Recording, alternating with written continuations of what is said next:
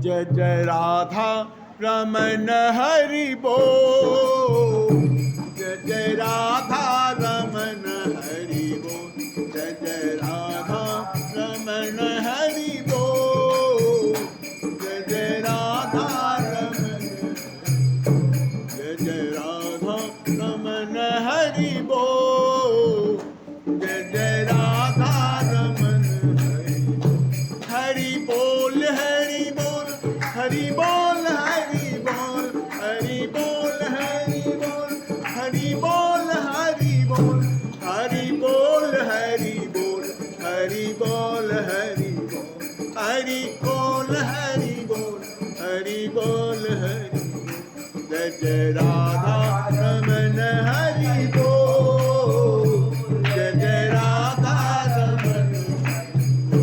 जय जय राधा रमन हरि बोल। जय जय राधा रमन हरि। बलि जाऊं सदा इन बरनल पे। बलि जाऊं सदा इन बरनल पे। बलिहारी सदा मैं रोता रहूं। बलिहारी सदा मैं रोता रहूं। कभी बोलो न नाम तुम्हारा प्रभु। कभी बोलो न नाम तुम्हारा प्रभु। कह जागते स्वप्न में सोता रहूं। कह जागते स्वप्न में सोता रहूं। यही नाम हमेशा पुकारा करूं। यही नाम हमेशा पुकारा करूं। मुझको आंसुओं से नित धोता रहूं। मुझको आंसुओं से नित धोता रहूं।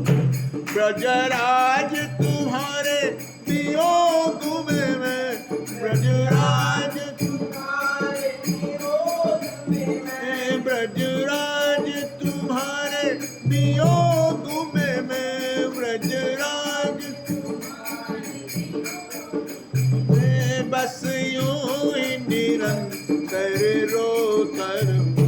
बस यूं ही निरंतर रोता रहूं। यही नाम हमेशा पुकारा करूं। यही नाम। यही नाम हमेशा पुकारा करूं। यही नाम हमेशा। जय जय राधा रमन। जय जय राधा रमन। जय जय राधा रमन। जय जय राधा रमन। जय जय राधा रमन हरि बोल। जय जय राधा रमन हरि बोल। जय जय राधा रमन हरि बोल। जय जय राधा रमन हरि बोल। हरि बोल हरि बोल हरि बोल हरि बोल हरि बोल हरि बोल हरि बोल हरि बोल हरि बोल हरि बोल हरि बोल हरि बोल हरि बोल हरि बोल हरि बोल। जय जय राधा रमन हरि बोल। जय जय राधा रमन हरि बोल। जय जय राधा रमन हरि बोल। जय जय राधा रमन हरि। कि नारायणं नमस्कृत्यं नरं चैव नरोत्तमं देवी सरस्वती व्यासं ततो जयमुदीरये। वासुनाद वासुदेवस्य वासितं भुवनत्रयं सर्वभूताधिवासोऽसि वासुदेव नमोस्तुते। सच्चिदानंद रूपाय विश्वोत्पत्त्यादिहेतवे तापत्रय विनाशाय श्रीकृष्णाय वयं नमः। श्रीकृष्णाय वयं नमः।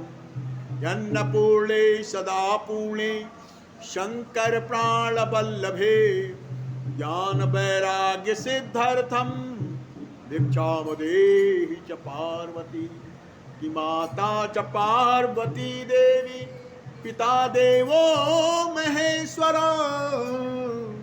बान्धवास्यो भक्तास्यो स्वदेशो भुवनस्त्रियं कि सर्वमङ्गलमाङ्गल्ये शिवे सर्वार्थसाधिके शरण्ये त्र्यम्बके गौरी नारायणी नमस्तुते कि शरणागतिनार्थो परित्राणपरायणे सर्वसार्थरे देवी नारायणी नमस्तुते या देवी सर्वभूतेषु शक्तिरूपेण संस्थिता नमस्तस्यै नमस्तस्यै नमस्तस्यै नमो नमः नमस्तस्यै नमस्तस्यै नमस्तस्यै नमो नमः हरि ओम हरि ओम हरि ओम। श्री कृष्ण गोविंद हरे मुरारी हे नाथ नारायण वासुदेवा श्री कृष्ण गोविंद हरे मुरारी हे नाथ नारायण वासुदेवा हे नाथ नारायण वासुदेवा हे नाथ नारायण वासुदेवा हे नाथ नारायण वासुदेवा हे नाथ नारायण वासुदेवा श्री कृष्ण गोविंद हरे मुरारी हे नाथ नारायण वासुदेवा श्री कृष्ण गोविंद हरे मुरारी हे नाथ नारायण वासुदेवा। गोपाल मेरी ये प्रार्थना है भूलो न मैं नाम कभी तुम्हारा। गोपाल मेरी ये प्रार्थना है भूलो न मैं नाम कभी तुम्हारा। शाम हो के दिन रात गाऊं हे नाथ नारायण वासुदेवा। जिस काम हो के दिन रात गाऊं हे नाथ नारायण वासुदेवा। श्री कृष्ण गोविंद हरे मुरारी हे नाथ नारायण वासुदेवा। श्री कृष्ण गोविंद हरे मुरारी हे नाथ नारायण वासुदेवा। माता यशोदा हरि को जगावे जागो उठो मन नींद खोलो। माता यशोदा हरि को जगावे जागो उठो मन नींद खोलो।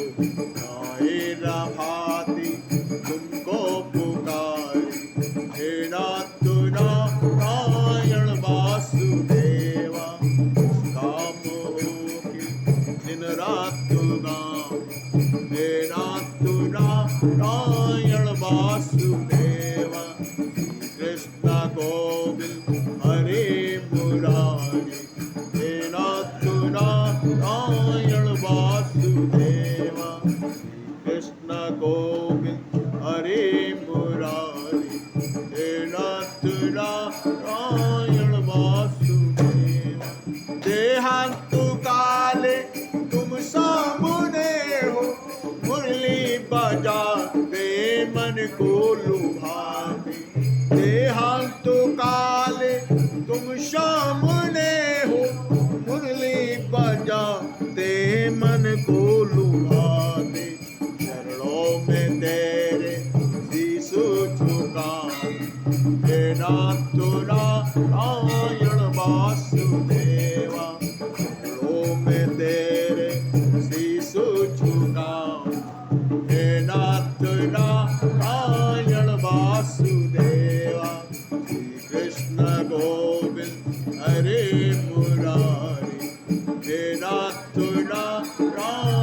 वासुदेव कृष्ण गोविंद हरे मुरारी हे नाथ नारायण वासुदेव हे नाथ नारायण वासुदेव हे नाथ नारायण वासुदेव हे नाथ नारायण वासुदेव हे नाथ नारायण वासुदेव श्री कृष्ण गोविंद हरे मुरारी हे नाथ नारायण वासुदेव कृष्ण गोविंद हरे मुरारी हे नाथ नारायण वासुदेव।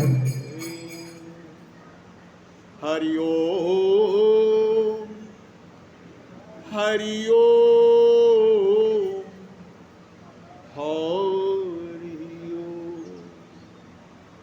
और इस समय नैमिषारण्य क्षेत्र में श्री सूत जी महाराज 88,000 शौनकादिशियों को सुंदर श्रीमद् भागवत महापुराण की दिव्य कथा का वर्णन करते हुए कहते हैं, हे शौनकादिशियों, कल के प्रसंग में आप सभी लोग श्रीमद् भागवत महापुराण की दिव्य कथा का श्रवण कर रहे थे।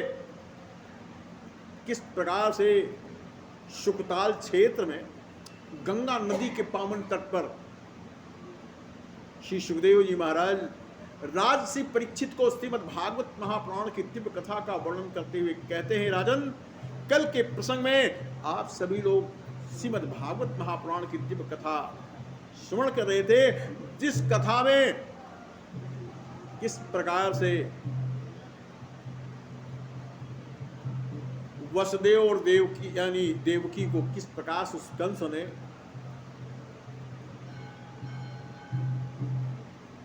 कारागार में डाल दिया है भाई।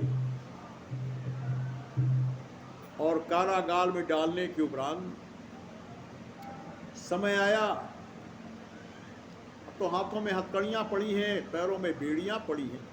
कल इस कथा का बड़ा विस्तार से मैं वर्णन कर रहा था और किस प्रकार से देवकी को एक पुत्र भी हुआ समय आने पर। और वसुदेव जी महाराज अपने धर्म का निर्वहन कर रहे हैं। स्वयं अपनी पत्नी से कहा, देवी, इस बालक को तुम मुझे दे दो, क्योंकि मैंने वचन दिया है कंस को कि मेरे जितने भी पुत्र होंगे वो सारे के सारे पुत्र मैं तुम्हें समर्पित करता रहूंगा, इसलिए ये बालक देवी अब मुझे दे। लेकिन स्वयं देवकी रोते हुए कहते हैं, स्वामी कैसी बात कर रहे हैं आप, वो बड़ा दुष्ट है, बड़ा क्रूर है, वो मार डालेगा इस बालक को, इसलिए नहीं स्वामी, इसे मुझसे छीन के मत ले जाओ, इसे मुझसे छीन के मत ले जाओ। लेकिन सत्य यह है, जो मनुष्य धर्म के मार्ग का आश्रय ले लेता है ना, उसके जीवन में चाहे कितने भी कष्ट आए, कितने भी कष्ट आए उसके जीवन, लेकिन वो अपने धर्म से गिरता नहीं है, धर्म से च्युत नहीं होता। इसलिए मानस में तुलसीदास ने लिखा कि धर्म क्या है,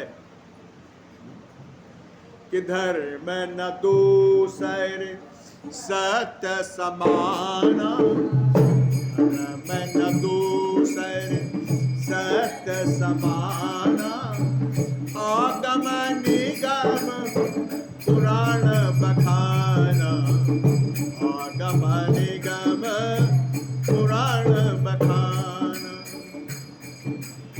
शिवदधीच हरि चंदन नरेशा, शिवदधीच हरि चंदन नरेशा, सहे धर्म लव कोटि कलेसा, सहे धर्म लव कोटि कली।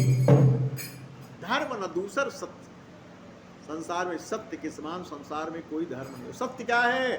सत्य एको ब्रह्म द्वितीयो नाथ, एक परमात्मा के सिवा संसार में कुछ सत्य है। उसी के बताए हुए मार्ग का हमें अनुसरण करना चाहिए। और इस धर्म के लिए बड़े बड़े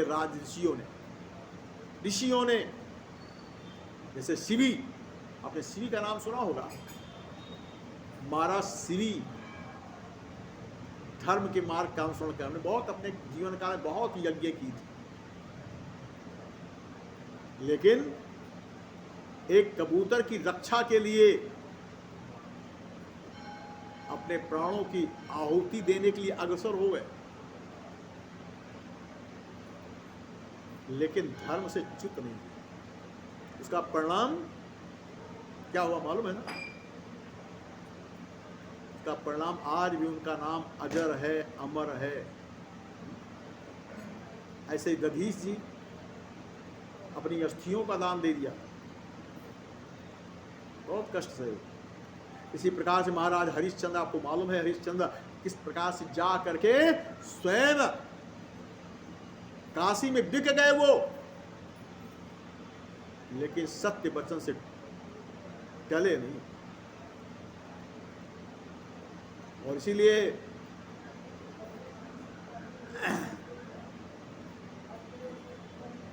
मानस में वर्णन करते हुए तुलसीदास जी महाराज ने लिखा, संसार में परोपकार के समान संसार में कोई धर्म नहीं है कि परहित लागू तजय जो हो देहि, परहित लागू तजय जो हो देहि, संतत संत प्रशंसहि देहि, संतत संत प्रशंसहि देहि। जो परोपकार के लिए अपने प्राणों की आहुति दे देते हैं, बड़े बड़े संत युगों युगों तक उसकी गाथा का गान करते रहते हैं। सुत जी महाराज कहते हैं, शौनकादियों, इस प्रकार से स्वयं किस प्रकार से धर्म के मार्ग का अनुसरण कर रहे हैं वसुदेव जी। वासुदेव जी महाराज स्वयं अपनी पत्नी धर्म पत्नी देवकी से किस प्रकार से उस पुत्र को छीन लेते हैं, और छीन करके किस प्रकार से ले जाते हैं, महाराज कंस को दे देते। कंस को दिया, कंस ने देखा है ये वसुदेव, क्या बात है वसुदेव जी, महाराज ये बालक लेकर क्या, मैंने आपको वचन दिया था ना, जितने भी पुत्र होंगे सब आपके सब आपको मैं समर्पित करता रहूंगा, इसलिए महाराज ये बालक लेके आए। अरे इस बालक की क्या आवश्यकता थी, क्या आवश्यकता थी, इसने मेरा क्या बिगाड़ा है, ये तो दुधमहा है, कितना प्यारा है। वसुदेव जी महाराज ने इशारा कर दे किस प्रकार से उसी के हाथ में दे दिया बालक। देखा भाई बड़ा सुंदर बालक है भाई, बड़ा सुंदर मेरा भांजा है ये, और किस प्रकार से चूमा उसे, और चूमने के उपरांत किस प्रकार से अपने गले का हार निकाला,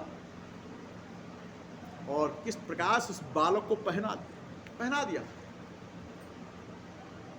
कहा वसुदेव, मैं जानता हूं तुम परम धर्मात्मा हो, धर्म के मार्ग का अनुसरण करने वाला, इसलिए इस बालक को तुम ले जाओ और ले जाकर के स्वयं देवकी को दे दो।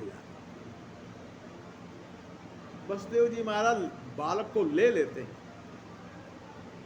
मन में इतना तो मालूम है ये महादुष्ट है ये, क्योंकि दुष्ट आदमी आप जानते हो, क्षणे रुष्टा क्षणे तुष्टा, रुष्टा तुष्टा क्षणे क्षणे, वो कब क्या कर बैठे कुछ कहा नहीं जा सकता, वो कब क्या कर बैठे कुछ कहा नहीं जा सकता। लेकिन फिर भी भगवान भरोसे वसुदेव जी महाराज उस बालक को लेकर के आए और आ करके देवकी को दे दिया। देवकी बड़ी प्रसन्न हुई, मेरे बालक की रक्षा हो, भगवान ने रक्षा। लेकिन कल भी प्रसंग बतला रहा था कि किस प्रकार से उधर वसुदेव जी महाराज कारागार में पहुंचे बालक को लेकर के, और उधर देवर्षि नारद का आगमन हो गया। और जैसे देवर्षि नारद आए, नारायण नारायण करके हुए आए, जैसे ही स्वयं कंस ने देखा, तुरंत बाबा प्रणाम, बाबा प्रणाम, बाबा प्रणाम। खुश रहो बेटा, और क्या हाल है? कंस कहने लगा, बाबा अभी अभी अभी अभी वसुदेव जी महाराज आए थे बालक को लेकर के, एक बालक हुआ है उनके यहाँ, और लेके आए थे, मुझे दिया। भाई बड़ा प्यारा बालक था, बड़ा सुंदर था वो। मैंने तुरंत अपने गले का हार उतार करके पहना दिया, चूमा उसे। उस बालक ने मेरा क्या बिगाड़ा है? क्या बिगाड़ा मेरा बालक ने? अरे भाई, अगर मुझे किसी बालक से खतरा है तो वो खतरा तो मुझे अष्टम बालक से है ना, अष्टम बालक से है। कहने देवर्षि नारद कहने लगे, बस मात खा गए आप यही, क्योंकि तुम्हारे लिए बड़ा षड्यंत्र चल रहा है इस मथुरा नगरी में। सारे देवता षड्यंत्र रच रहे तुम्हें मारने के लिए, और जानना चाहते हो ये बालक, तुम कैसे कह सकते हो ये बालक प्रथम बालक है? ये अष्टम भी तो हो सकता है। कहले कैसे? देवर्षि नारद उसी समय जमीन में लकीरें खींची, 8 लकीरें खींची। कहा शायद गिनो जरा इसमें से, पहले गिनो। तो उन्होंने पहली से शुरू किया, 1 2 3 4 5 6 7 8। अच्छा, अब 8 जहां से 8 गिना है वहां से गिनो, 1 2 3 4 5 6 7 8। कह लगे पहली 8वीं पढ़ी कि नहीं पढ़ी? महाराज ये कौन पहला है और कौन 8वां, क्या कह सकते हैं आप? कहले हाँ ऋषवर, आपने तो बिल्कुल सही बताया, ये भी मेरा काल ही हो सकता है, इसलिए अब मैं जीवित नहीं छोड़ूंगा, अब मैं जीवित नहीं छोड़ूंगा। और सूत जी महाराज कहते हैं उसी समय कंस जो है, वसुदेव जी देवर्षि नारद तो उसी समय अंतर ध्यान हो गए, लेकिन कंस अत्यंत कुपित हो, क्रोध हो के वशीभूत हो, किस प्रकार से राजभवन से चल पड़ा, और चलने के उपरांत कुछ ही क्षण के उपरांत मथुरा के कारागार में पहुंच गया। और पहुंचने के उपरांत इस प्रकार से कारागार के दरवाजे खुल गए, और खुलने के उपरांत स्वयं कंस करने, देवकी इस बालक को मुझे दे दे, इस बालक को मुझे दे दे। भैया इस बालक ने आपका क्या बिगाड़ा है? भैया इस बालक ने क्या बिगाड़ा है आपका? इसे छोड़ दीजिए भैया, इसे छोड़ दो। लेकिन वो एक नहीं सुना, किस प्रकार से देवकी के हाथ से उस बालक को छीन लिया, और छीनने के उपरांत किस प्रकार से कारागार के बाहर आकर के एक पत्थर शिला के ऊपर किस प्रकार से बालक को उठा के पटक दिया, उसकी हत्या कर दी। और हत्या करने के उपरांत कंस राजभवन में पहुंच गया। लेकिन इस बालक का नाम क्या था मालूम है ना? ये प्रथम बालक है देवकी का, इसका नाम था कीर्तमान। कीर्तमान नाम था इसका। इस प्रकार से समय गुजरता गया, और फिर एक समय फिर आया ऐसा कि जब देवकी ने द्वितीय बालक को जन्म दिया, द्वितीय बालक को जन्म दिया, तो द्वितीय बालक को जब जन्म दिया तब स्वयं महाराज कंस को तुरंत पता चल गया। स्वयं जो बंदी जन थे पहुंचे, और पहुंचने के उपरांत बताया महाराज आज भी देवकी ने एक बालक को जन्म दिया। अच्छा बस फिर क्या था? कंस बड़ी तीव्र गति से दौड़ा, जिस हाल में था पैर में चप्पल तक नहीं है, अत्यंत भयभीत होकर के दौड़ा, और दौड़ने के उपरांत किस प्रकार से मथुरा के कारागार में पहुंचा, और मथुरा के कारागार में पहुंचने के उपरांत किस प्रकार से देवकी से उस बालक को छीन लिया। देवकी बिलखती रही, रोती रही, और किस प्रकार से उस बालक को छीन करके फिर पहले की बात किस प्रकार से कारागार के बाहर ला करके किस प्रकार से उस बालक को पुनः जो है किस प्रकार से एक पत्थर शिला के ऊपर किस प्रकार से पटक दिया, उसकी मृत्यु हो जाती है। बेटा सूत जी महाराज कहते हैं, हे शौनकादियों, इस प्रकार से यानी द्वितीय बालक की भी हत्या कर डाली उसने। समय आया इस प्रकार से एक एक करके, मतलब एक एक करके कंस ने देवकी के 6 बालकों की हत्या कर, 6 बालकों की हत्या कर डाली। दोनों दुखी हैं, लेकिन क्या करें। अब वही है, ये बालक कौन है, इनको भी श्राप है, इसलिए इनकी हत्या हो। बाद में भगवान श्री कृष्ण महाराज का जब अवतार हुआ तो आगे की कथा में मिलेगा आपको कि भगवान श्री कृष्ण महाराज को जीवित करके पुनः देवकी के सामने लाए भी, ठीक है। लेकिन अब उस कथा का वर्णन आप बाद में सुनिएगा। सूत जी महाराज कहते हैं, हे शौनकादियों, अंत तो गत्वा, अब सप्तम गर्भ, सप्तम बालक स्वयं गर्भ में आया है देवकी के, सप्तम बालक। और ये बालक कोई साधारण बालक नहीं है, ये स्वयं भगवान के अंशावतार है, अंशावतार है। लेकिन इसके पीछे लंबी कथा है। लंबी कथा क्या है, ये बालक दिव्य बालक है। ये जब गर्भ में आया ना, तो भगवान को भी चिंता व्यापी कि कहीं ये दुष्ट जो है इसका भी वध न कर डाले। इसलिए भगवान ने स्वयं अपनी योग माया को आदेश दिया, योग माया का आवाहन किया। भगवान ने ध्यान किया, योग माया तुरंत प्रकट हो गई। कहिए प्रभु मेरे लिए क्या आज्ञा है, प्रभु मेरे लिए क्या आज्ञा है प्रभु। देखो योग माया देवी, आज मैंने तुम्हें काम के लिए बुलाया, और वो काम ये है, तुम्हें तो मालूम है कि कंस कितना दुष्ट है, बहुत दुष्ट है। इसलिए तुम ऐसा करो, इस जो देवकी के गर्भ में जो बालक पल रहा है, अभी तो 4 ही महीने का हो, तुम ऐसा करो, इस बालक को उस गर्भ से निकाल लो।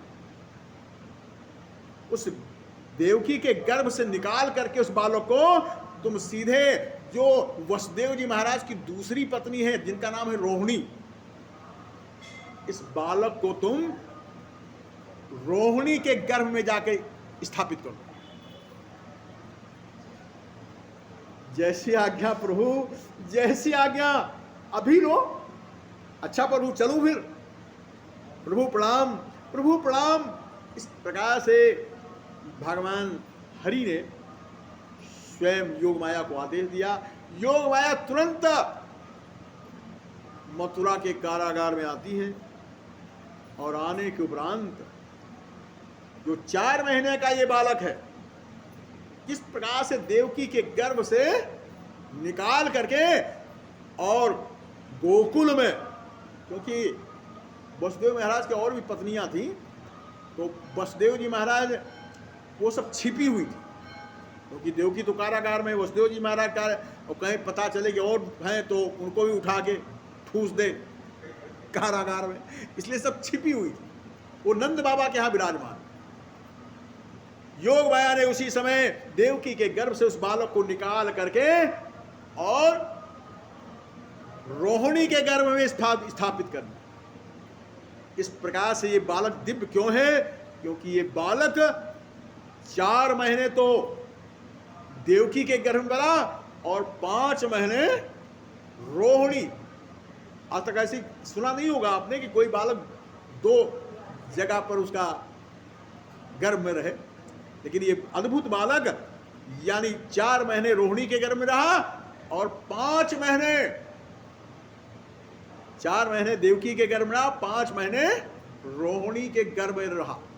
इसी बालक का नाम आगे चल के जब जन्म होगा, इसी को संघर्षण के नाम से, बलराम के नाम से, कई नामों से जाना जाता है। सूर्य महाराज कहते हैं शौनकादियों, अब इधर तो कंस इंतजार कर रहा हूं भाई, 4 महीने हो गए, बस अब कुछ ही 5 महीने और हैं, फिर एक बालक का जन्म होगा, 7वां बालक, और फिर मैं उसका भी काम देखते देखते उसका भी काम तमाम कर दूंगा, ऐसा सोचा। लेकिन सत्य तो यह है, भगवान की इच्छा क्या है, क्योंकि नारायण को ये तो सब गर्भ के विषय है मानस में। इसीलिए तुलसीदास जी महाराज ने वर्णन करते हुए लिखा कि हंसी बोले रघु वंश कुमारा, हंसी बोले रघु वंश कुमारा, विधि कहा लिखा को मेटनहारा, विधि कहा लिखा को मेटनहारा। ये हुई है वही सो राम रच राखा, हुई है वही सो राम रच राखा, को कर तर्क बढ़ा वही शाखा, को कर तर्क बढ़ा वही शाखा। सूर्य महाराज कहते हैं शौनकादियों, इस प्रकार